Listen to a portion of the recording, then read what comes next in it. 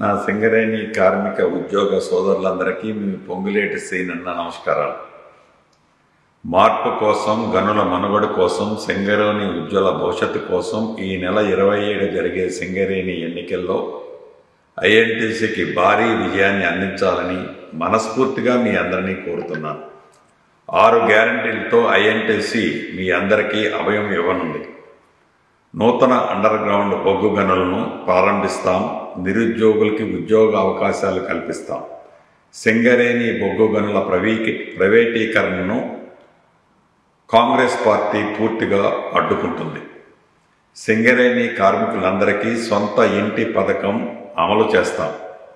ప్రమాదకర పరిస్థితుల్లో పనిచేస్తున్న నా సింగరేణి కార్మికులకు చెల్లించే అలవెన్స్ పై ఆదాయ పన్ను ఇన్కమ్ ట్యాక్స్ యాజమాన్యమే కట్టేలా చూపిస్తాం. ఇప్పుడున్న అన్ని ఏరియా ఆసుపత్రులను ఆధునీకరించి కొత్త 2 సూపర్ స్పెషాలిటీ హాస్పిటల్ని ఏర్పాటు చేసుకుందాం. మహిళా కార్మికులకు మౌలిక వసతులు కల్పించుకుందాం.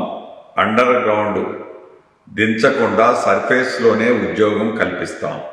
కారుణ్య నియామకాలలో గత ప్రభుత్వంలో అవినీతి రాజ్యమేలింది.